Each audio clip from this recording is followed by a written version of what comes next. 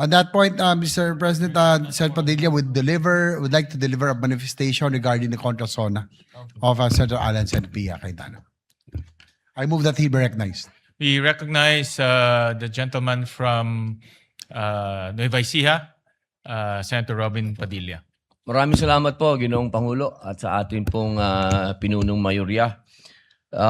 Nais ko lamang pong magbigay ng pagpupugay sa amin pong kasamahan sa minorya kay Senador Alan Peter Cayetano at kay Senador Pia Cayetano sa kanila pong mahusay at makabuluhang talumpati ngayong hapon na ito.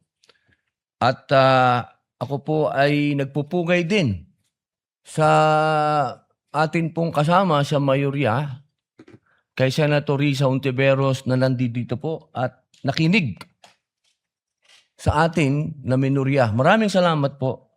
Isa pong malaking kaligayahan po sa amin na kayo po ay nandito. Maraming salamat po. Sa usapin po ng SONA ng ating mahal na Pangulo, Bongbong Marcos, Ferdinand Marcos Jr., meron lang po kaming mga komento at kasi kami po sa Bicol, sa Camarines Norte, Ginoong Pangulo, lagi po kaming nakakaranas ng brownout. Ito po ang malaking problema namin sa Bicol. Sabihin ko na po buong Bicol region. Kasi, yan pong grid. Nandiyan po yan sa Suwal, Pangasinan.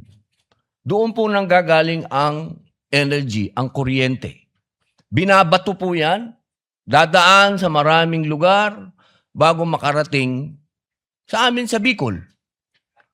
At kapag nagkaroon po ng suliranin, ang mga power plant na yan, ang unang-una pong nagdurusa sa brownout ay kami sa Bicol.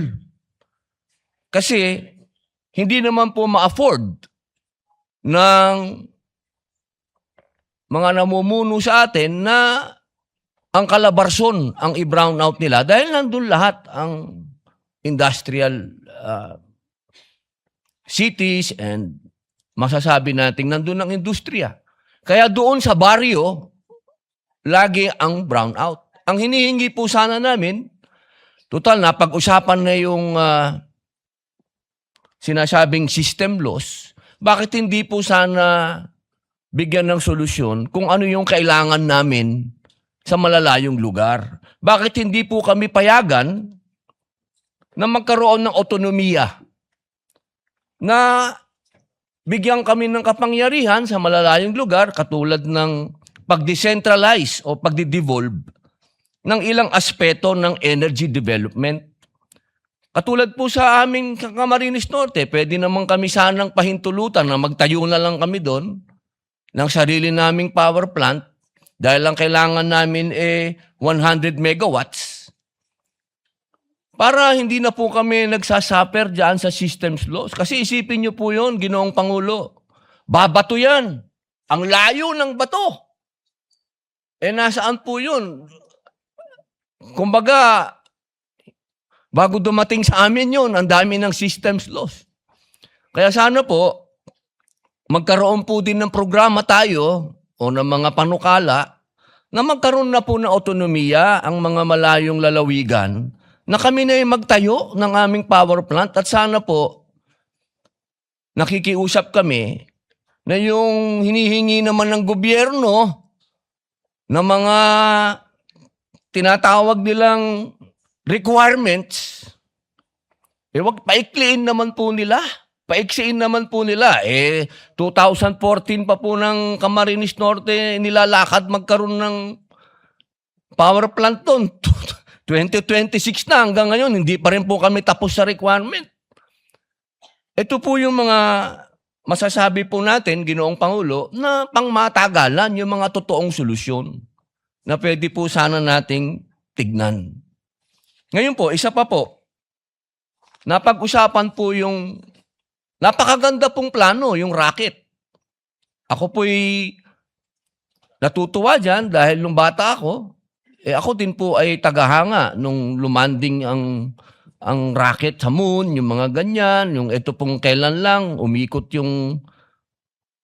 Ano po yan Pangarap yan ng bawat bansa. Pero sana po, ang kahilingan ko lang po, bago po tayo makarating dyan, maayos muna po yung transportasyon namin sa Bicol. Alam niyo po, Ginoong Pangulo, hanggang ngayon, 12 oras po ang papunta sa aming lugar.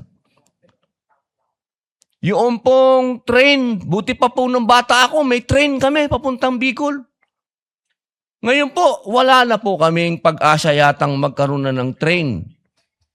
Sapagkat noong araw po, nung panahon po nung nakaraang administrasyon, nagkaroon po ng plano na magkaroon ng train. Nawala na naman po yan, Ginoong Pangulo. Sana po, mabigyan natin ng atensyon na bago tayo mapunta sa rocket, magkaroon din tayo ng bullet train. Alam niyo po, sa Indonesia may bullet train na. Ito pong mga ganitong pangarap, kaya po nating abutin. Kaagad. Ito po yung gusto natin na maibigay sa mga katulad po namin na nasa malayong probinsya. Isa pa po, Ginoong Pangulo, narinig ko po kayo. Ito po yung unang narinig natin nung 2025 SONA. Yung patungkol po sa FOI, yung patungkol po sa fake news, yung patungkol po sa pagbibigay natin ng proteksyon sa kabataan sa pamamagitan po ng sa inyo ko po narinig din yan, Ginoong Pangulo. Yung mga kabataan po, kung po pwede, 16 pababa, wag na po nating pabayaan na gumagamit pa ng social media. Ito naman po, practice na sa ibang mga progresibong bansa. At isa pa po, yung krimen na nagagawa po ng mga minor de edad, Ginoong Pangulo, ito po harap-harapan na. Kaya sana po, kung tunay na gusto nating harapin, dahil lang narinig po natin sa mahal na Pangulo, partner niya ang komunidad sa pagharap sa krimen. Paano pong magiging partner ng komunidad kung wala po tayo mga batas na susuporta para maging kapartner ang komunidad? Yun lamang po, Ginoong Pangulo. Maraming salamat po. Maraming salamat, Senator Robin. At totoo ho na napakahalaga po yung infrastructure. At yun rin po ang isang bagay na nakikita natin para lalong bumilis ang takbo ng ating ekonomiya. At meron tayong mga proposals sa Economic Affairs Committee sa panguna po ni Senator Risa. At yung bill ng ating Deputy Majority Leader, yung MIND Act, si Senator J. Versito ay isang priority measure para bumilis yung pag-implement ng ating mga infrastructure projects sa ating bansa.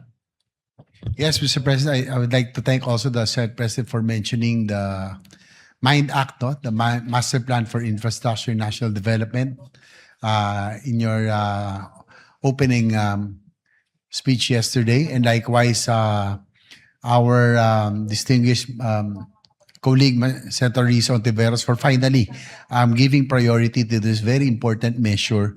And we just had our hearing already. So we have already started the ball rolling.